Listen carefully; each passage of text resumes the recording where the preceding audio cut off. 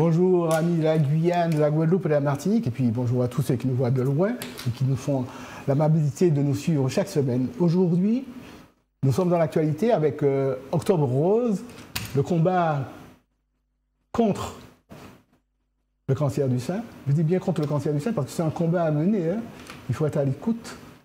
Et chaque année, Zouk TV se fait un devoir de recevoir quelqu'un d'Amrec. Alors quand je dis quelqu'un d'Amrec, en général ce sont les techniciens d'Amrec qui viennent. Et cette année, nous avons la chance d'avoir avec nous Dr Catherine Bachelier-Billot, qui est le médecin coordinateur de l'Amrec pour la Martinique et pour la Guadeloupe.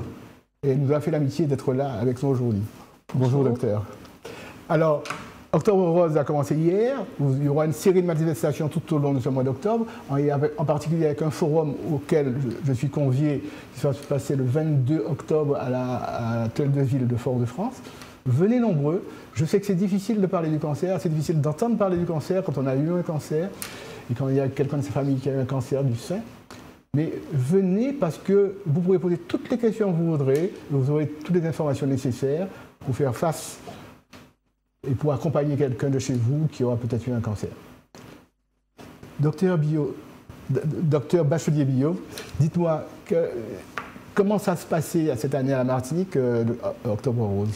Cette année, ça va se passer comme les années précédentes, par toute une série de réunions, d'informations, de se mettre à l'écoute du grand public sur le problème qu'est le cancer du sein en Martinique, aux Antilles ou dans l'Hexagone. Le cancer du sein, tout le monde le sait, c'est le premier cancer qui touche la femme, c'est 27% des cancers de la femme, c'est la première cause de mortalité par cancer chez la femme. La première cause de mortalité précoce étant quand même les maladies cardiovasculaires, ce que les gens n'ont pas forcément en tête. Donc chaque année, le mois d'Octobre Rose est consacré à la communication sur le thème du cancer du sein. Et cette communication, elle passe effectivement par le dépistage organisé de ce cancer et en évaluer, en expliquer les avantages, mais elle passe également par informer les femmes que le cancer du sein, lorsqu'il est dépisté tôt, quand il est diagnostiqué de façon précoce, on a 90% de chances d'en guérir. Et que même au stade plus avancé, on a actuellement des chances réelles de guérison ou, lorsqu'on n'arrive pas à guérir, de prolonger la survie sur de nombreuses années dans des conditions de vie qui sont confortables.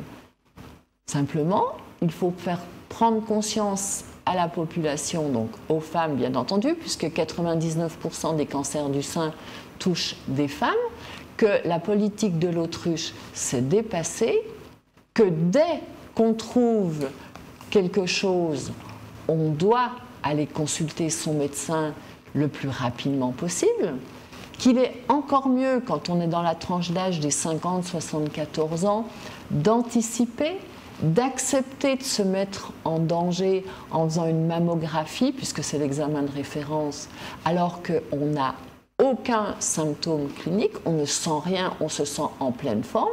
On accepte de faire cet examen avec, pour moins de 5 femmes sur 1000 qui vont faire l'examen, le fait de s'entendre annoncer qu'effectivement, on a trouvé un cancer de petite taille, puisqu'il n'avait pas de signe clinique.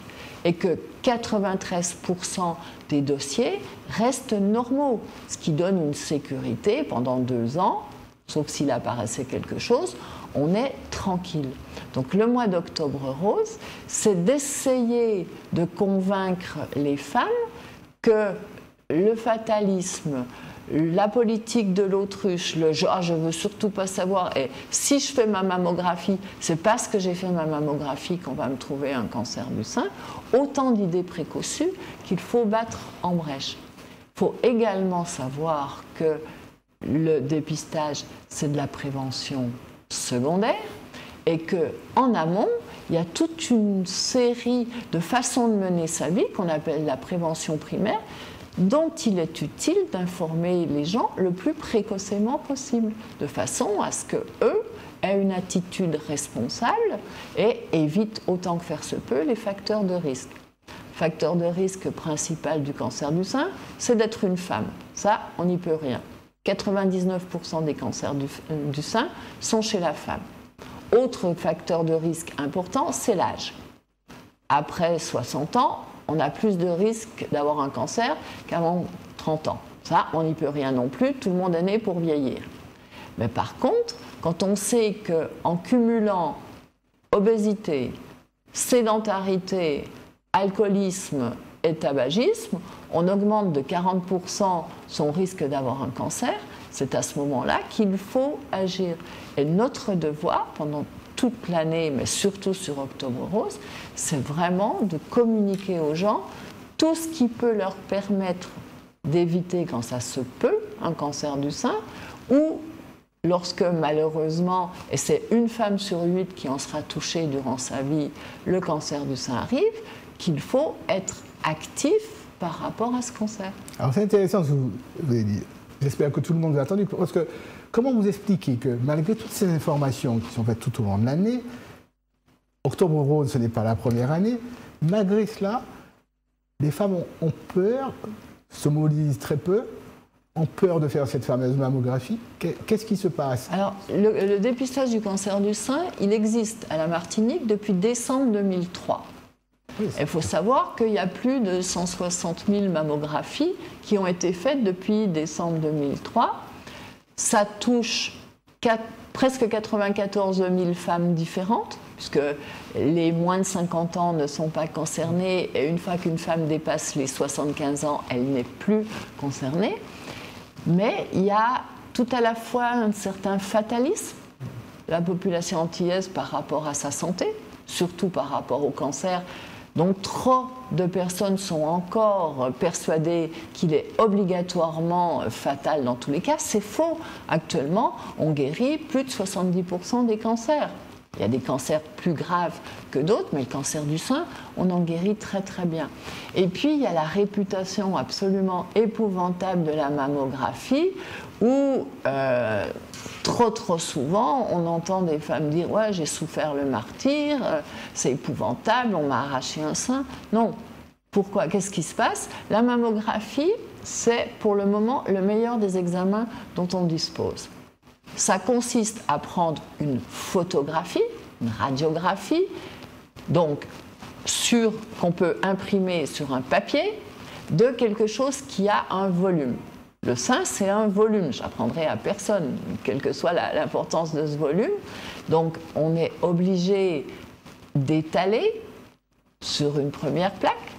Et ensuite, pour conserver cet étalement, de contenir le sein avec une autre plaque. C'est quelque chose qui n'est pas très glamour. Il y a plus agréable dans la vie, mais ça n'a rien à voir avec le martyre qui est décrit. Et en plus, 93 fois sur 100, on va vous répondre « Madame, il n'y a rien, vous êtes tranquille pendant 2 ans ». Donc je crois qu'il faut combattre cette image épouvantable que la mammographie, c'est un acte absolument horrible, douloureux et tout.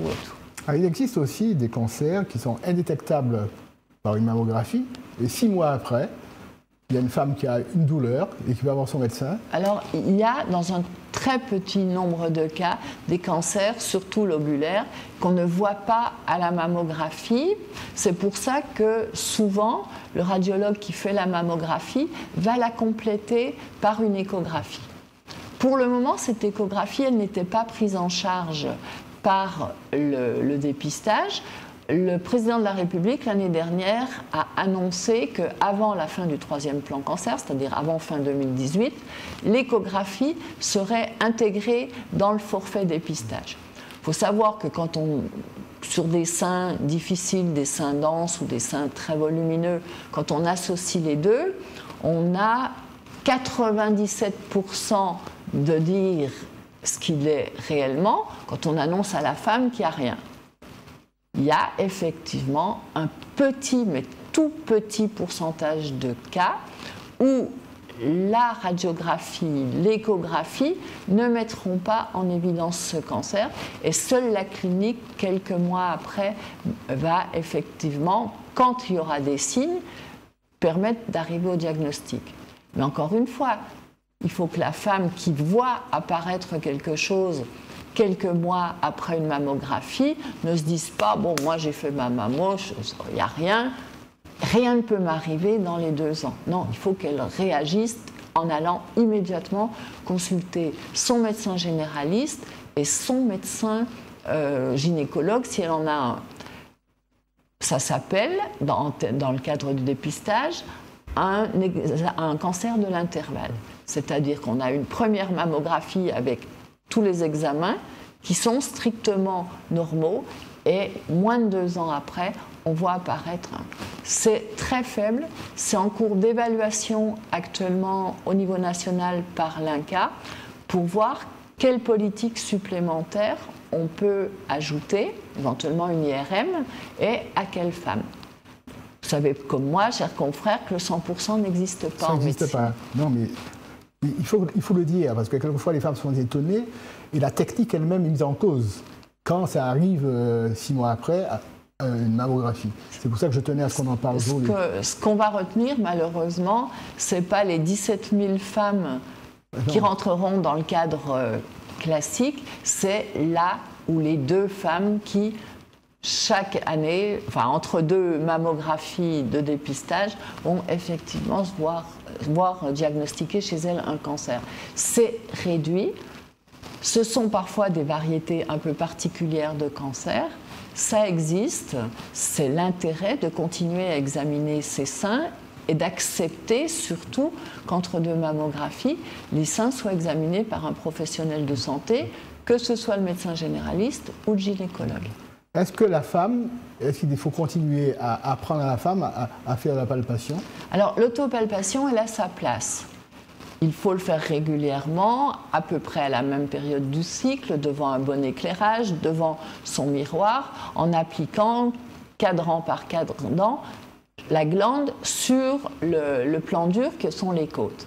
Voilà. Une femme qui fait ça, elle a des chances de pouvoir détecter une anomalie de l'ordre de 1,5 cm à 2 cm. Un professionnel de santé qui a l'habitude va détecter une anomalie de l'ordre du centimètre, en le faisant donc systématiquement. Lorsqu'on passe à ce qu'on appelle une découverte fortuite, par hasard, il faut savoir qu'à ce moment-là, la lésion, elle va être plutôt de l'ordre de 2 cm ou plus que plus petite. Et la mammographie, rappelons-le, peut détecter des cancers de l'ordre de 3 mm. Donc, tout à sa place. En multipliant l'attention qu'on porte à ces seins, on a toutes les chances d'arriver à un diagnostic précoce.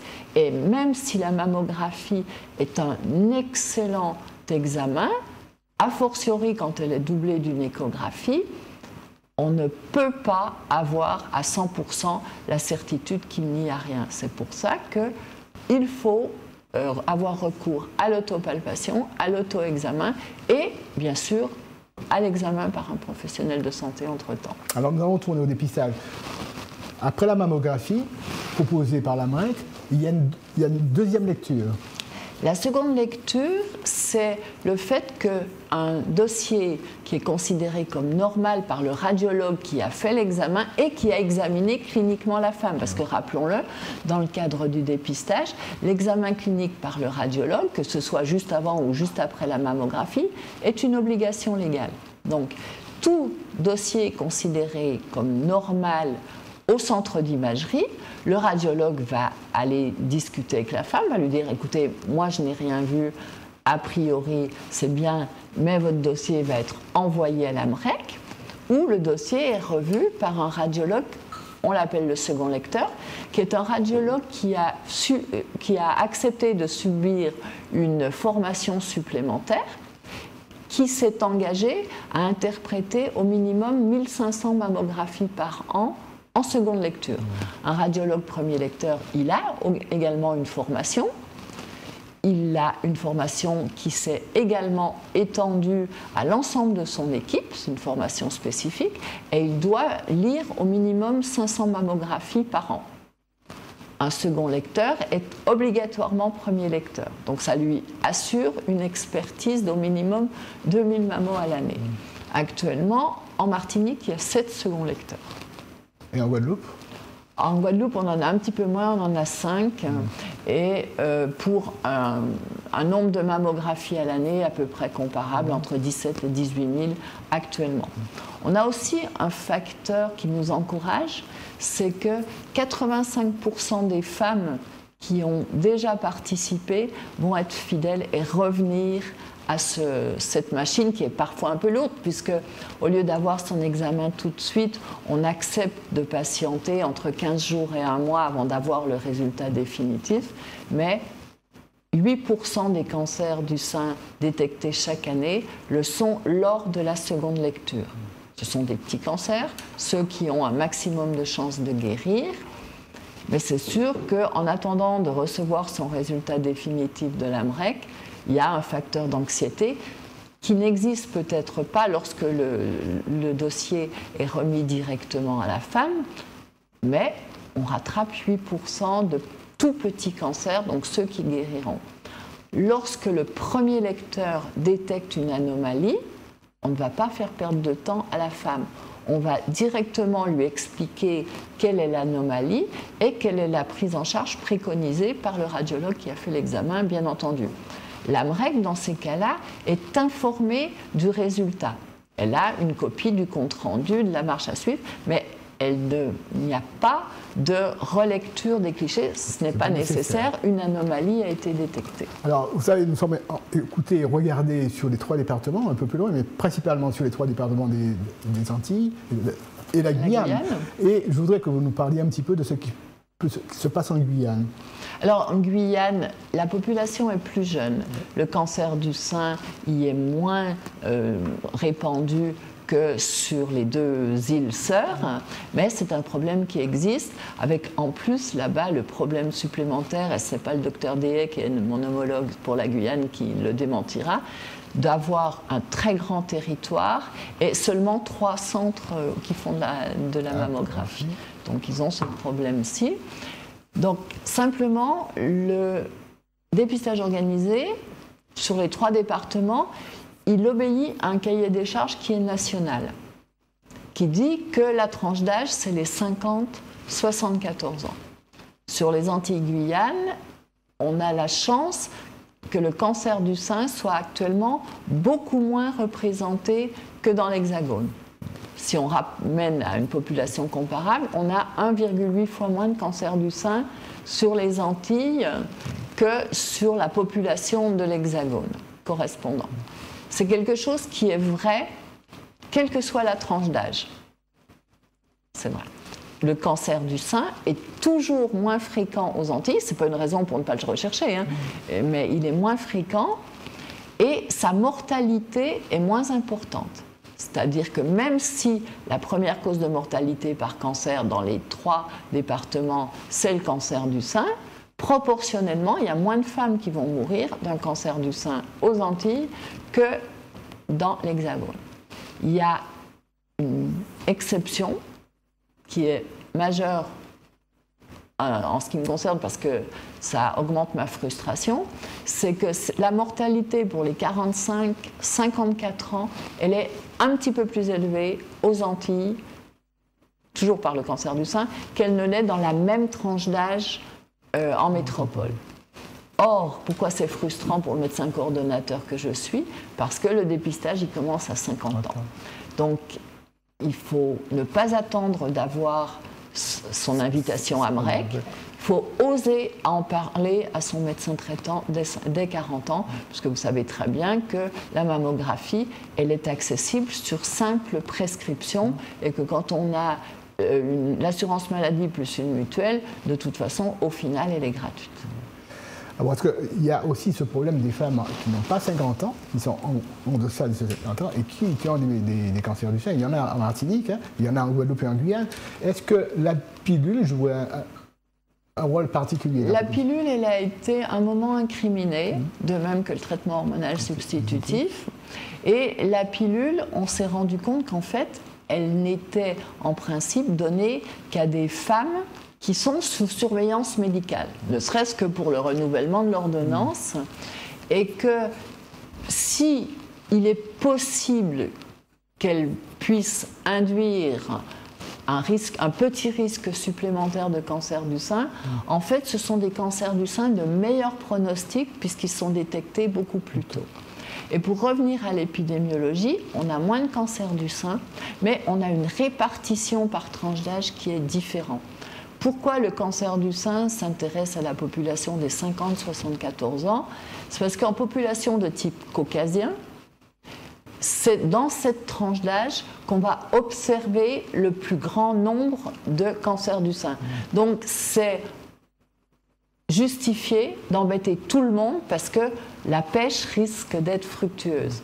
On a 10% de cancers du sein qui sont observés après 75 ans et les 38% les 63-73, 27% qui restent sont avant 50 ans. Aux Antilles, le pourcentage est un petit peu différent. On a seulement 52% des cancers du sein qui sont diagnostiqués chaque année. Pour la Martinique, c'est à peu près 230 à 200 cancers qui sont diagnostiqués tous les ans. Donc il y en a 52% qui sont dans la tranche d'âge du dépistage. Il y en a 10% après 75 ans. Mais par contre, il y en a presque 1 sur 3, un tout petit peu moins, entre 1 sur 4 et 1 sur 3, qui sont diagnostiqués entre 40 et 49 ans. C'est très très frustrant, mais la volonté de l'AMREC ne peut pas suffire à elle seule à proposer aux femmes d'entrer dans le dépistage organisé dès 40 ans. C'est l'objet d'un dossier actuellement qui est défendu par l'ARS, qui est défendu également, qu'on a défendu auprès de notre tutelle qui est l'Institut national du cancer pour étudier l'opportunité d'abaisser à 40 ans l'âge des femmes pour les Antilles pour qu'elles puissent accéder à cette mammographie gratuite et sur invitation, sur sollicitation. La lettre d'invitation, elle a au moins le propre de faire prendre conscience à la femme qu'il peut y avoir un problème comme ça. Le problème, c'est que chez nous, malgré la lettre d'invitation, il y a beaucoup de femmes qui la reçoivent et qui ne font pas la démarche. Actuellement, le taux de participation, il flirte avec les 55%. Ouais. Donc ça veut dire qu'il y a quand même 45 femmes sur 100 qui pourraient bénéficier de cette opportunité, qui choisissent de ne pas le faire. Il y en a certaines qui le font au titre du dépistage individuel. Et on estime qu'entre 50 et 74 ans, grosso modo, 63 femmes sur 100 vont faire une mammographie, au titre du dépistage organisé ou du dépistage individuel. C'est quand même dommage parce qu'on a réalisé aussi, d'après certains chiffres de l'AMREC, que certaines femmes qui n'avaient pas fait la démarche 2 ans auparavant se retrouvent avec un cancer du sein. Alors que si elles avaient fait la démarche, peut-être... Bien sûr, on diagnostique encore des cancers du sein qui vraisemblablement existaient 2 voire 4 ans auparavant. Il y a même des femmes qui choisissent de participer au dépistage organisé, on leur trouve quelque chose et elles ne font pas la démarche d'entrer dans le traitement. Elles choisissent de se voiler la face sans parler des dérives sectaires ou autres. Alors, je voudrais que vous rassuriez un petit peu certaines femmes. Il y a des familles où il y a des cancers, c'est vrai. Il y a des familles où il y a des cancers. Quand dans votre famille, vous observez chez des proches parentes qu'il y a des cancers, vous rentrez dans une population à risque. Ça, c'est sûr. Il y a des familles où il y a aussi beaucoup de cancers parce qu'au niveau d'un chromosome, il y a une anomalie qui fait que le risque de cancer est augmenté. On appelle ça une mutation génétique. Tout le monde connaît le cas de l'actrice Angelina Jolie qui a choisi de se faire enlever les 2 seins parce que dans sa famille, sa mère est décédée d'un cancer du sein et d'un cancer de l'ovaire parce qu'elle a cette mutation génétique et qu'elle-même, Angelina Jolie, a appris qu'elle en était porteuse. C'est un très très petit pourcentage de cas. Dans presque 10% des femmes, on va retrouver des antécédents familiaux sans qu'il y ait d'anomalie génétique actuellement identifiée, mais 85% des cancers du sein surviennent chez des femmes qui n'ont pas d'antécédents proches. Pour les femmes où il y a des antécédents, il faut qu'elles rentrent plus tôt dans le protocole de surveillance et qu'au lieu de faire une mammographie tous les 2 ans, elles acceptent une surveillance beaucoup plus rapprochée. Ce sera peut-être une mammographie annuelle, mais ça peut être aussi complété par des échographies entre-temps. C'est important cela, parce qu'il y a cette inquiétude de gens qui disent je vais systématiquement avoir un cancer du sein parce qu'il y a eu un cancer du sein dans ma famille. Et ce n'est pas systématique. Non, c'est loin, et heureusement, c'est loin d'être systématique, sauf pour les rares cas où il y a une mutation génétique. Mais pour rappel, au CHU de la MENA, il y a un service qui peut vous aider à savoir si vous avez un problème génétique. Si vous avez un nombre anormal de cancers dans votre famille, vous prenez une consultation avec le médecin qui s'occupe de ce service, vous allez répondre à un questionnaire de santé sur effectivement tous les antécédents familiaux et très souvent ça permet d'éliminer tout problème familial et autrement on vous fera des examens et on vous informera. Après on vous informe, vous en faites ce que vous voulez de l'information. Quel est le risque pour une femme qui a un cancer du sein d'en faire un deuxième ? Le risque, ça dépendra du premier cancer, mais le risque, il existe effectivement. On considère qu'une femme qui a fait un premier cancer doit bénéficier d'un protocole de surveillance différent, puisque le terrain reste le même, et que si on a enlevé une petite partie du sein, elle peut très bien faire un deuxième cancer dans le même sein ou un cancer contralatéral. Oui. Mais grosso modo, le risque il est inférieur à 20%. Après, ça dépend du cancer, ça dépend de beaucoup d'autres facteurs. D'autres questions que les femmes se posent, la relation qu'il y a entre le cancer du sein et le cancer de l'ovaire. Alors, il y a une relation qui existe. Quand dans une famille, il y a des antécédents de cancer de l'ovaire, il convient de s'intéresser au cancer du sein. Il y a une autre chose qu'il faut que les femmes sachent, c'est que si dans la famille, c'est un homme qui a un cancer du sein, il y a un risque supplémentaire pour toutes les femmes d'avoir aussi un cancer du sein. Quel est le pourcentage chez les hommes ? 1% des cancers du sein surviennent chez les hommes. Donc, grosso modo, chaque année, il y a 2 ou 3 hommes martiniquais qui vont apprendre qu'ils ont un cancer du sein. Et le traitement est équivalent et on en guérit tout aussi bien. C'est rassurant. Surtout que chez l'homme, il est plus facile à diagnostiquer. Il est très rapidement palpable et visible. Il faut que les médecins continuent à apprendre aux femmes à se palper.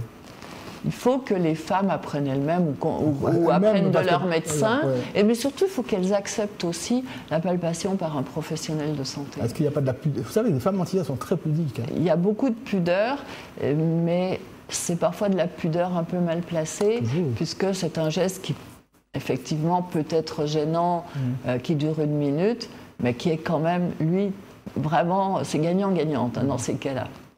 Alors, parmi les signes, il y a quelque chose que l'on sent sous le sein, mais il y a aussi des écoulements qui peuvent paraître anodins, mais qui sont oui, alors l'écoulement, surtout s'il est sanglant au niveau du mamelon, ou un écoulement, même s'il ressemble à du lait, mais qui survient à distance de toute grossesse, est un facteur qui doit amener à consulter. Contrairement à ce que croit la majorité des femmes, le cancer du sein est très rarement douloureux. Quand il est douloureux, c'est vraiment des formes très particulières et qui heureusement sont rares. Parfois, ça peut être simplement le galbe du sein qui change. Ça peut être l'impression que la peau est comme de la peau d'orange ou qu'il y a une rétraction de la peau, quelque chose qui tend vers l'intérieur. Ça peut être une déformation ou ça peut être la petite boule qu'on sent dans le sein. La rétraction du mamelon. Une rétraction du mamelon également ou la peau qui peut sembler attirer vers l'extérieur. Toute perte du galbe du sein, toute irrégularité sur le galbe du sein doit amener à consulter. Donc toutes les femmes qui vont recevoir l'invitation de la Mecque, de grâce, ne vous précipitez pas, il ne s'agit pas de ça, mais répondez à cette invitation. Au moins parlez-en à votre médecin traitant. Vous avez le droit de choisir de ne pas participer. On est dans un état de liberté. Vous pouvez parfaitement choisir de ne pas participer, mais vous devez être suffisamment informé, donc en parler aux professionnels de santé pour faire votre choix en toute connaissance de cause. On a le droit de ne pas vouloir être informé, mais il faut savoir que quand on choisit ça, on prend un risque. Et le risque, on le prend pour sa santé, mais on le prend aussi vis-à-vis de sa famille. Ouais. En Martinique, prochainement, alors, il y a un convoi qui est parti. Alors, la caravane rose partira la semaine prochaine parce qu'il y a eu un petit souci technique. Ah bon, d'accord. Hein. Donc, c'est reporté au 8, mais tout au long du mois, vous avez toute une série de réunions qui sont programmées, vous l'avez en dernière page du dossier de presse, où on attend le grand public. Alors, donc la semaine prochaine, ce sera une Zumba géante, par exemple le 8. Zumba géant, on sait que ça va se passer. Voilà. À Maniana, je crois. Regardez, excusez-moi, là, d'un coup, je confonds. Mais il y a surtout aussi cette année quelque chose qui est au niveau national, c'est une concertation citoyenne. C'est-à-dire qu'à la demande du ministère de la Santé, et c'est régi par l'Institut national de cancer, il y a une grande enquête qui est accessible en ligne dès maintenant, qui va demander aux femmes la perception qu'elles ont du dépistage, les défauts qu'elles lui trouvent, les améliorations qu'elles voudraient y voir apporter. Et nous, on attend des femmes de Martinique qu'elles fassent remonter le fait que, même si le cancer du sein, il est moins fréquent ici, ça reste un problème, hein, et que peut-être que le dépistage pourrait être mieux adapté. Alors, jeudi prochain, il faut qu'on soit habillés tous en rose, même les hommes, hein, vous pouvez porter une chemise rose, hein, ça reste. Ou, si vous n'avez pas le chemise rose, portez un petit ruban rose, portez une cravate rose, ayez du rose sur vous pour soutenir le combat qui est fait aux femmes, le combat des femmes contre le cancer du sein. Alors, le samedi 10, la MREC rencontre son public de 8h à 11h, c'est la journée porte ouverte. Venez rencontrer le personnel de la MREC. C'est là que vous pouvez aller sur la route de Redoute. 27 route de la Redoute, où les portes seront grandes ouvertes. On vous expliquera ce que c'est que le dépistage. On vous montrera, pour celles qui ne connaissent pas, les lettres d'invitation. On vous montrera, en les ayant anonymisées, bien sûr, ce que c'est qu'une mammographie, l'appareil sur lequel a lieu la seconde lecture, des clichés et tout le protocole. On vous parlera également, bien que octobre soit réservé traditionnellement à parler du cancer du sein, du nouveau test de dépistage du cancer colorectal, puisque après une suspension de quelques mois du dispositif, et après avoir beaucoup bataillé pour des formalités douanières qui sont difficiles à comprendre en santé publique, le nouveau test est enfin disponible sur le département. Il est chez tous les médecins généralistes du département et les lettres d'invitation, les campagnes d'invitation ont repris depuis une quinzaine de jours environ, que si vous n'avez pas reçu votre lettre, il vous suffit de téléphoner, on regarde si vous êtes dans le fichier, on vous l'envoie, mais avec toujours le conseil, parlez-en à votre médecin traitant, puisque c'est lui qui vous connaît. La MREC, elle connaît votre nom, votre prénom, votre numéro de sécu, votre adresse, peut-être votre numéro de téléphone. Elle connaît éventuellement des antécédents quand vous nous les avez appris, mais elle ne peut pas savoir si vous êtes éligible pour le cancer, pour le dépistage organisé du cancer colorectal par le test, qui est un nouveau test. Le nouveau test, il est à la fois plus performant, plus fiable et plus simple à faire. Ah, il est pratique. Donc, cette fois-ci, il est beaucoup plus pratique. Au lieu de faire 2 prélèvements par selle sur 3 selles successifs, c'est un petit bâtonnet qu'on va passer sur la selle, remettre dans un flacon et envoyer tout de suite, et c'est très important, par la poste. Donc ce test est effectivement plus facile. Il est plus performant. Il va détecter 2 à 2,5 fois plus de cancers et encore un nombre plus important de polypes. Les polypes, c'est des lésions qui sont bénignes, mais si on les laisse évoluer, elles peuvent en 10-15 ans donner ultérieurement des cancers. Alors le jeudi 15, tout à l'heure, vous parliez de Zumba Color géante organisé par Crioula.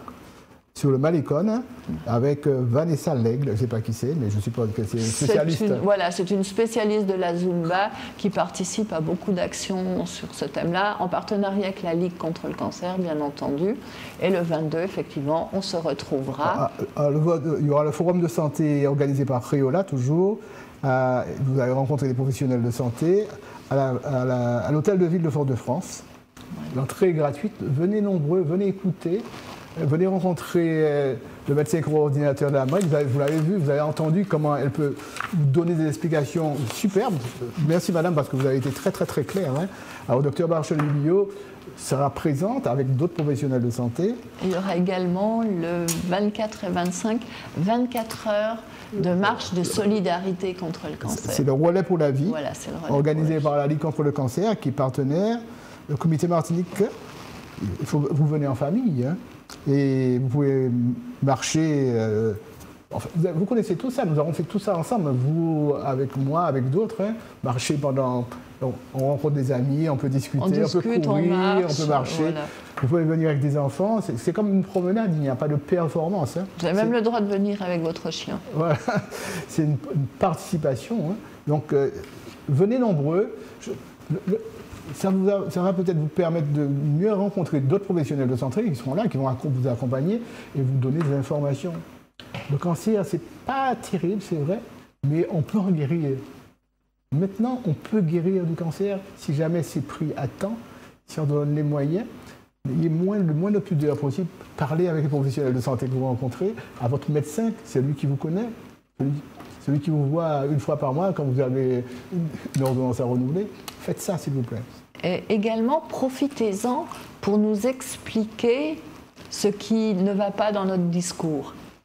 Si vous ne comprenez pas ce qu'on dit, si vous pensez que ça pourrait être dit autrement et beaucoup mieux, c'est vous aussi qui devez profiter de ces opportunités pour nous en informer. Oui, quelquefois il y a un langage technique, mais aujourd'hui, madame, vous avez été très très claire.